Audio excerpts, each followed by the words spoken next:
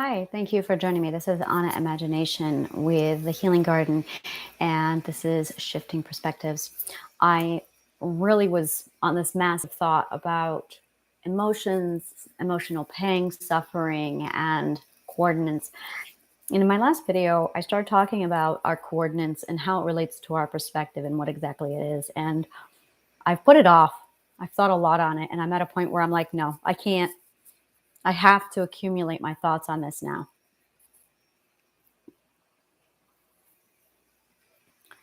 When I was running Brain to Books, I had this one constant thought in my head way too often. What is story? I was obsessed with this question. What is story? I think it was funny because every year I did discussion panels. I hosted a series of panels, and the ongoing question that I asked was, what is story? No matter how many times we explored topics and we discussed them, this is one that I could not stop revisiting. It was definitely at an obsessive level of what is it? And no matter how much we talked about it, I was never satisfied with the conclusions. So the next year would roll around and I would have it again. What is story? Why is it so important to us? Now, I have a background in acting, theater, story, writing, performance, music, screenwriting. I love movies, plays, theater, Broadway, and musicals and opera. I'm a little obsessed with story. And it wasn't until I was doing my psychological research very recently that I realized why and how it all came back. And it blew my mind away that I was just not expecting this to come back to psychology. I was not expecting it to come back to philosophy. So I started to do work on the perspective. I wanted to know where pain comes from. I had certain questions that I asked that I could not let go of. And some of the questions just was the driving, it was the fuel for my education. It was the fuel for my pursuit of knowledge. I had to have the answers. And one of the most early questions I asked was, what is pain and where does it come from? And I'm talking about emotional pain. It did not make sense to me at the time that something like thought could cause pain when it's not physical, it wasn't measurable, and yet there was substantial evidence that showed that emotional pain and suffering does exist inside of our brains. And it was like, how can there be pain if there's no stimulus? So I asked psychologists and I asked therapists, and the answers they gave me was bullshit. They didn't actually answer the question. I would ask the question and I would get things like, well, pain comes from trauma. No, it doesn't. Trauma causes the pain. But what's going on? Why? And what really hit me was, sticks and stones may break my bones, but names will never hurt me. Such propagandic bullshit. We all know that names do in fact hurt, and they can in fact hurt more than sticks and stones. So the question again is, why? And where is the stimulus coming from? Where is the invasion? You have a unit. You have a unit. The unit and the system function and it operates. In the course of physical pain, you have a foreign alien thing in your system. Virus, bacterial, literal object. Anytime a virus, bacteria, or literal object invades your physical system, it hurts. Which drew me to the questions, what is invading the system in the sense of this kind of pain? That's when I realized that you have cognitive dissonance and that the invisible alien that's attacking you is just simply the other belief of somebody else. That's really what it is. Pain is caused by the belief from somebody else. And that's when I realized that we all have a vibrational frequency. I realized that it's discomfort is the predecessor to pain, that pain is just discomfort. And it was funny because I was getting a massage. This is actually how I discovered this. And I noticed that there were parts of the massage where I was comfortable and it felt really good. Other parts of the massage where it felt uncomfortable but good. Other parts where it was downright painful.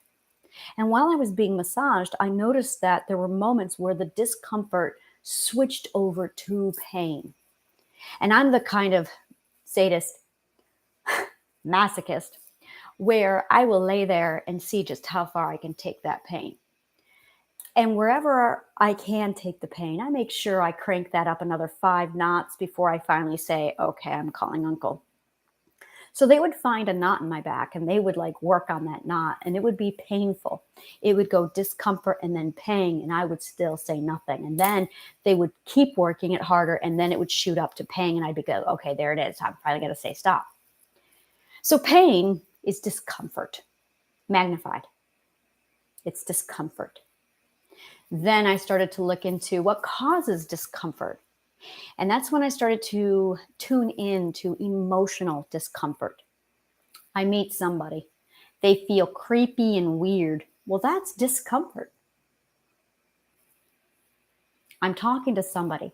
There's a disagreement and I feel uncomfortable. I have to meet new people. And well, that's anxiety and that's something different. So I'm not going to talk about that.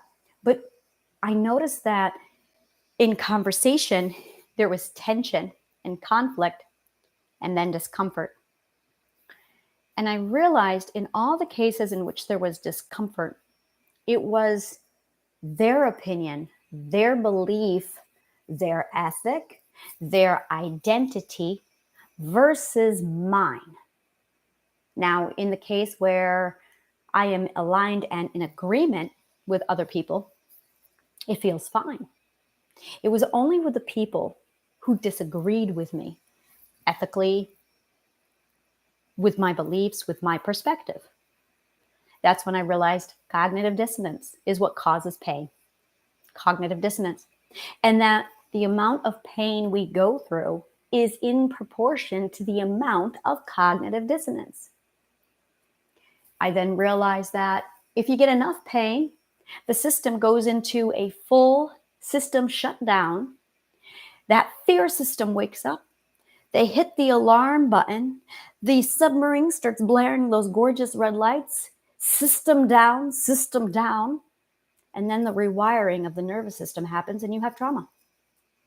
Trauma does not cause pain. Trauma is caused by the pain. So fuck you, Nim. So when I realized that what we're really dealing with is cognitive dissonance, that is all a prelude to trauma that we're not paying attention to, that's when I realized that emotions, those fear, the discomfort, are firing off long before it gets to the point of trauma and pain. But our beautiful genius of a society says we have to suppress those emotions. As a result, you suppress the emotions, you're not getting the messages, you're not acting upon the problem when it's in its early stage. That's the problem. There's an early stage of pain, early stage of trauma. And if we become sensitive to that, if we become heightened to it, we can simply redirect and avoid. It's so simple. Oh, I'm getting a level 2 message that there's a problem. Maybe I should do something now. No, humans don't do that. No, we wad that up, we throw it away, and we wait until it gets to level 10 before we do something. We are procrastinating our trauma. Not on purpose. We're just ignorant. In all fairness, this is a new theory that I invented, so we don't know about it yet. So I could be a little easier on the human race. Now, that all being said, I keep coming back to story. And that's where perspective comes in. Perspective is our story. It is the thing that tells us what our coordinates are inside the world, inside the universe. Without perspective, we don't know where we are. Without perspective, it's equivalent to being in a starship lost in space. You have no point of reference. Your story gives you that point of reference. That is why when we are abused, we lose our identity and our perspective, and we go, I don't know who I am. I don't know what I am. I don't know where I am. I don't know where I'm going. And now you have emotional cognitive dissonance that's throwing everything into a ruckus and you're traumatized. We require the coordinates. To get the coordinates, you require 5 things. You have to know who you are, what you love. You have to know what you love. You have to know what is important to you, your ethics, what you value, what you believe. You have to be able to define the self. Then, no, not then. You have to be able to communicate all of this, defend it, and make sure no one fucks with your coordinates. And those coordinates are your perspective, your point of view. The problem is we have a lot of people and religions and cultures and societies telling us what our coordinates should be. But we have our own frequency. And our frequency, our identity and our intuition and our self conflicts with the majority of the coordinates that's out there. Everyone's telling us that we have to be on a certain coordinate, and our system is doing what our system needs to do, and the alignment is happening. The problem is, remember how I told you that there's a whole lot of Neanderthals running our planet? A whole lot of Neanderthals, and there's this education gap where it's getting bigger and bigger. There's a lot of people who aren't evolving intellectually who are in charge. Trump is a great example.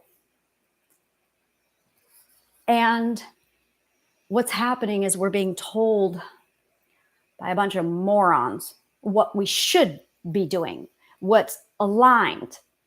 But there's a frequency that says, this is where you need to be, this is where you belong. And if you're not aligned and tuned into your frequency, then you don't know who you are. And this is why we have cognitive dissonance.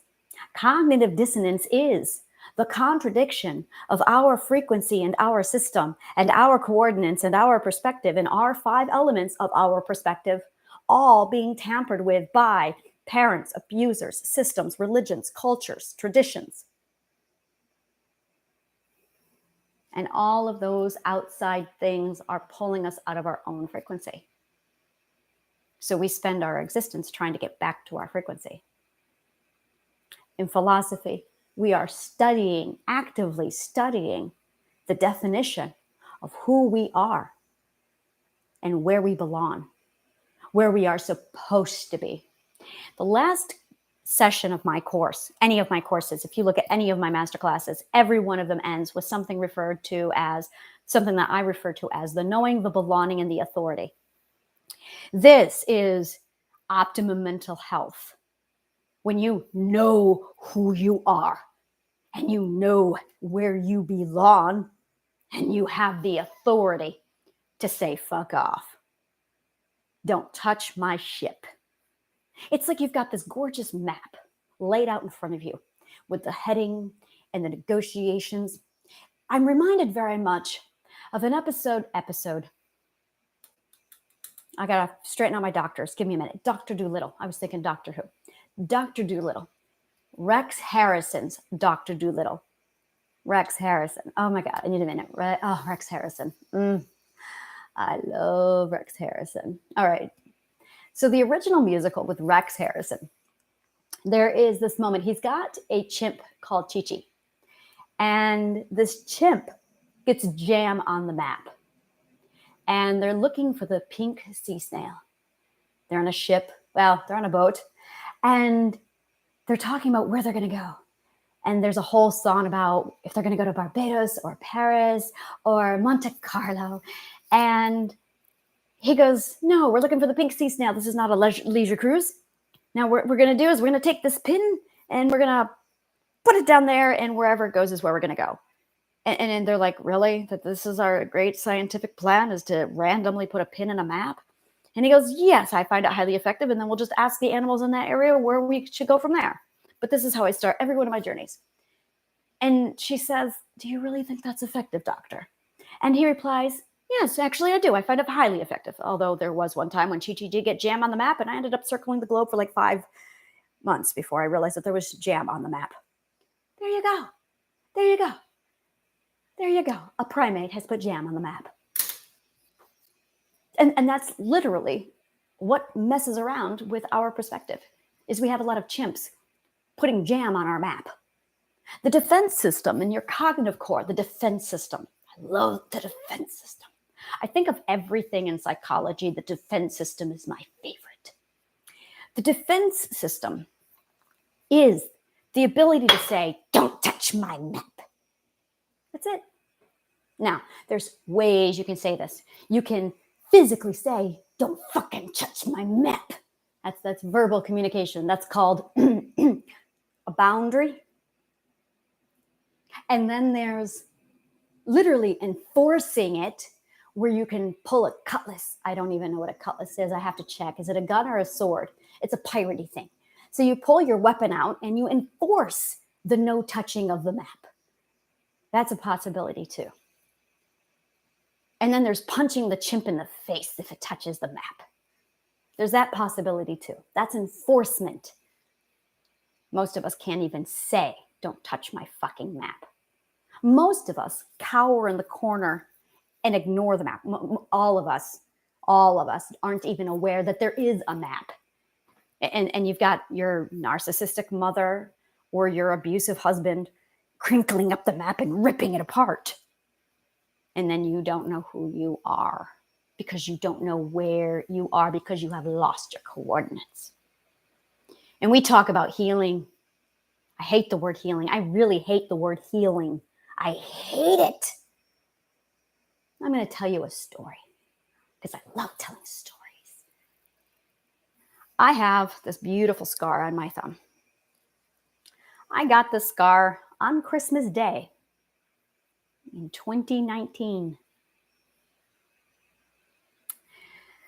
I was watching a movie and I could not remember if the cats in the movie got hurt, and I did not want to see it. So I stepped out of the room to go wash a glass.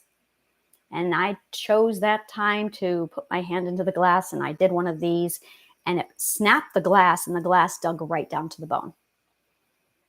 It was a very interesting journey.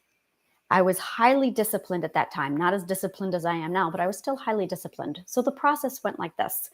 There's blood. And I immediately did this. And I went, I need something. And all I had was dirty dish rag. And I went, dirty dish rag. And I thought, the bacteria, Anna, the doctors will fix it. So I grabbed the dirty dish towel. I wrapped it around my thumb and I just pulled pressure. I waited for about a minute and then I looked and it was clear. And then I watched blood just gush. No questions asked. I needed to go to the hospital. So I ended up staying at the hospital. I got 6 stitches. I then got to watch this thing heal. I Instagrammed this. It's on Instagram. Now, my thumb healed and there's a scar. I am the unit. The cut on my thumb did not alter the unit. The unit was highly entertained by this boo-boo. A boo-boo heals. You got it? A boo-boo heals. That's healing. That is when the majority of the healing does not alter the unit. When you alter the unit, like now I'm gonna use another example. For those of you who love Doctor Who or Star Trek, you're gonna get this. Trauma is like you've been abducted by the Borg or the Cybermen, and they assimilate you, and then they bring you back. That's not healing, that's assimilation. You've been assimilated. Like, Billy Potts, Doctor Who. How do I explain this? Jean-Luc Picard, the Borg. You don't just get assimilated and then heal a boo-boo. They changed him. That is transformation because they assimilated him. That's not a boo-boo. That's not healing. That is a simulation. You want to know why you're in pain? You've been assimilated by the Borg. Yeah. And everyone's throwing around words like, I need to heal. Really? No, honey. You've been assimilated by the Borg. I just see Billy Potts. And she's like, why are you looking at me like that? What's wrong? And you show her the mirror and she goes, that's not me. It's like the Impossible Girl, Doctor Who. It's like the Impossible Girl. She gets turned into a Dalek and she doesn't know that she's a Dalek. Her brain does not process that she's been assimilated. She doesn't understand that she's a machine now. The subconscious mind hid that from her. Okay, so a lot of my healing, a lot of the shit that I put together for traumatic healing was very much inspired from the traumas that I witnessed in Star Trek and Doctor Who. I'm not gonna, like, that's just out there. You watch, between watching The Impossible Girl and Billy Potts and Jean-Luc Picard, all three of these characters being assimilated, and then all three of them have to deal with that. I just stepped back from it and went, whoa, whoa. That's something else. I loved Jean-Luc Picard for this reason. Oh my God, I loved it so, so much. Because after they fixed him, after they unassimilated him, you don't just walk away from that. And you see this moment when he's in the grapevine and he just breaks down with his brother and he screams that they raped him and what they made him do when he was under that kind of, and they used him. And that was powerful fucking writing. It still gets to me. That's a simulation. That's being assimilated. That is what is done to us when we watch, when we are subjected to that level of trauma. Our subconscious minds are assimilated. Do you get it now? Do you understand what's been done to you? Hi, world. You've been assimilated by the Borg, and you don't even know it. You're talking about healing a boo-boo. And I'm looking at everybody going, guys, it's a matrix. You've been assimilated. And I feel like I'm walking around a planet of Daleks, and everyone thinks they're human. I feel like I'm walking around a planet of Borg, and you're all talking to me about lunch and who's married to who, and not one of you realize you're the Borg. And you're talking about healing a cut on your thumb, and you don't know what's wrong, and you feel off today. And I'm looking at all of you, and I'm going, guys, you're in the matrix. You've been assimilated, and we are a planet of assimilated Borg who are too fucked up to even realize that we've been assimilated. So they all threw us on this planet because we're defunct. They can't incorporate us into the unit. They can't use us because our subconscious mind didn't convert properly. Otherwise, we'd be walking around going, you will be assimilated and resistance is useless. Instead, we're just thrown into a planet together and we're all walking around thinking we're humans. completely oblivious to the fact that we have been assimilated and we're all machines. And none of us figured it out yet, except one of us, maybe two of us. And all you guys can talk about is you're healing. You don't have a body left, and your subconscious mind has blocked you. Seriously, watch The Impossible Girl, The 11th Doctor, Doctor Who. Watch Star Trek. Watch The 12th Doctor with Billy Potts. So you just walk away from it all, and then watch The Matrix. So you just walk away from it all, and you're like, this isn't healing, people. See, I started, and I was like you. I started, and I thought, I'm going to heal. I healed. And then there was always more. And I went, I don't understand. I'm supposed to be healing. My thumb only took a few months. Okay, so I've got 20 years. I've got 40 years of trauma that I have to heal. No, I wasn't healing. I was exiting the matrix. And then when I exited the matrix and I got out, I stopped and I went, whoa, I found my coordinates. And then I just stepped back with my coordinates and I went, well, I know who I am. I know where I am. I know what I am now. And I look back at all of you and I go, oh my fucking God. The entire planet's been assimilated.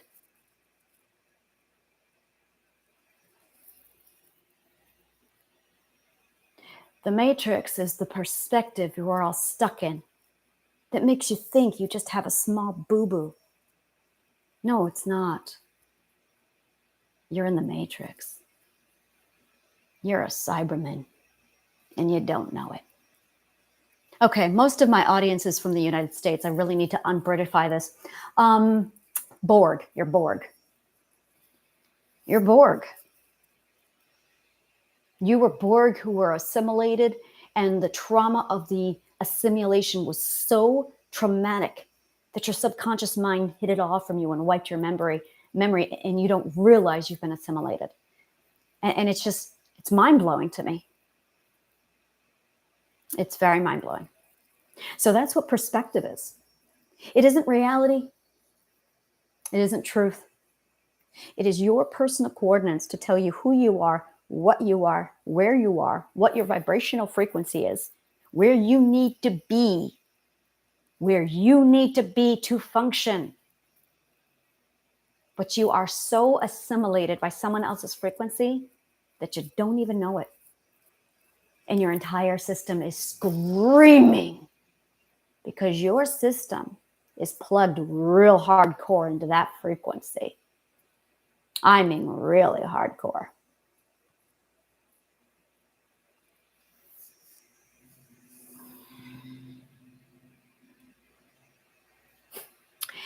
There is an episode of Deep Space Nine that I can't stop thinking about lately. It's when Oda goes home. Oda looks funny. Everyone looks at him. When I first started watching Star Trek, I was like, what's up with Oda? Is it Odo or Oda? And I'm going to do this so wrong until I'm not going to do this. I'm going to look it up and then I will get this right. Odo. There we go. Odo. For some reason, I cannot remember it properly. Odo. So I'm going to write this down. That way the whole dialogue, I can say it right. And I don't know why I keep saying Oda. Probably because of Yoda. Odo. Actually, I think it is because of Yoda that I say Oda. Okay, so Odo. That way you're not spending the entire video screaming, Odo, it's Odo. Okay. There's this, Odo is a changeling.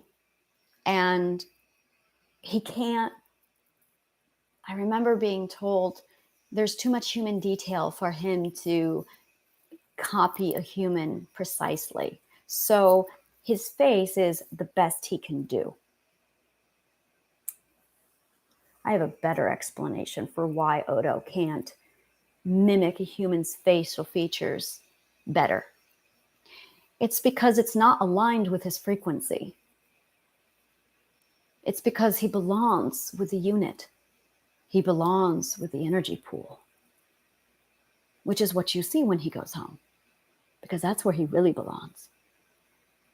So when he takes on the shape and the image of human and everyone else, he is misaligning to his frequency. And that is what we are doing whenever we listen to an opinion, every time we look at an ad, anytime we take in information. There's two types of listening.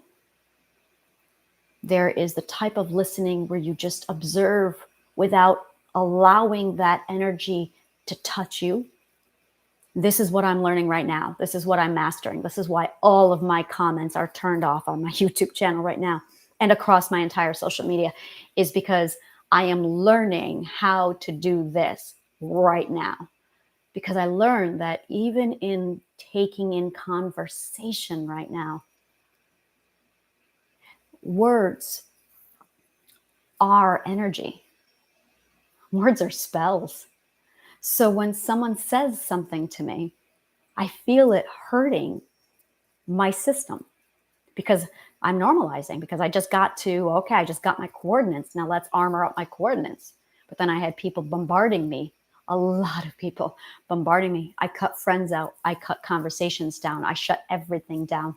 I told my dearest love, I love you, but shut the fuck up. Because even his opinions, especially his opinions, pulled at me. I would talk to my mom and my dad, and their opinions would pull. And right now I'm doing something so unusual, because what I am doing is absolutely solidifying my frequency. But you are assimilated Borg all stuck in the matrix. So how can I walk around explaining all of this to my mom? How can I walk around explaining all of this to my partner? How can I explain this to anybody? Hi, no, I can't get a job. No, I can't do anything right now, because right now I have to normalize myself, because I just stepped out of the matrix and I realized I had been assimilated for 43 years. So I just removed the assimilation. I unborged myself, and now I am solidified, normalized in my own coordinates. And I found out that I'm Odo and I need to return to the energy pool. Welcome to my world. And then my mom says, so have you gotten a job yet?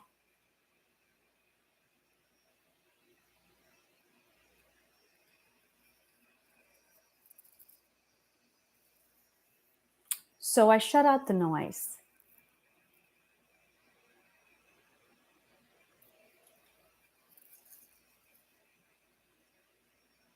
So when you heal,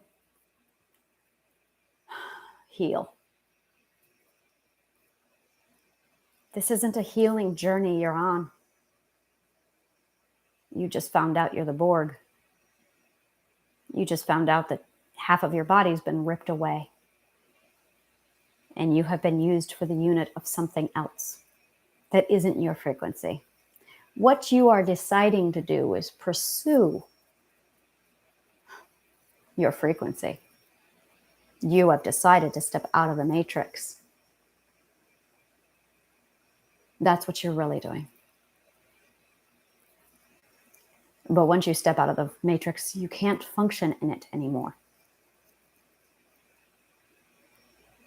The lovers you made, the husbands and the wives you found, the children you had are also assimilated.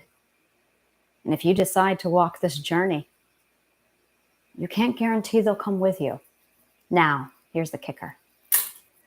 If they truly love you, they will. This is where it all counts now. There is true love. There really is true love. And then there's faux love. There is crutch. And if you have been using your children as crutch and you suddenly decide to step out of the matrix, they're not going to come with you. Only those who truly love you are going to follow. I'm going to be blunt. For the last 3 years, I have been getting out of the matrix. I'm out now. I am out now. 3 people. 3 people in my entire life stayed with me. My son, only my youngest daughter, and my partner. My 3 people. They truly love me. Everybody else, crutch love. I will be talking about love later today. Once you realize all of this, once you understand, once you realize that you are a Cyberman, once you realize what has been really done to you, and that what you really seek is to regain your coordinates, you're going to have to make a choice. Are you leaving the matrix?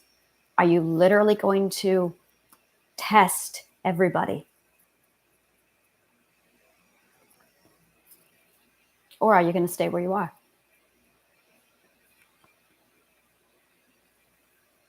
You don't get to cross over and keep anything.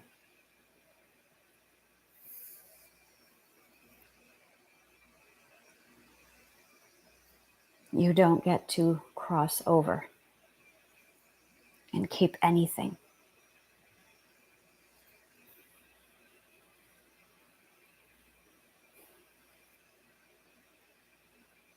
Maybe some things you do, but not a lot. That is the price of leaving the matrix. And it's worth it. It's worth it. It is absolutely worth it. This has been Shifting Perspectives. Take a look at my newsletter. Subscribe to my Facebook group, join there, and take a look at my shop over at annashealinggarden.org. Make sure you subscribe to this channel. Thank you so much, and I will see you later.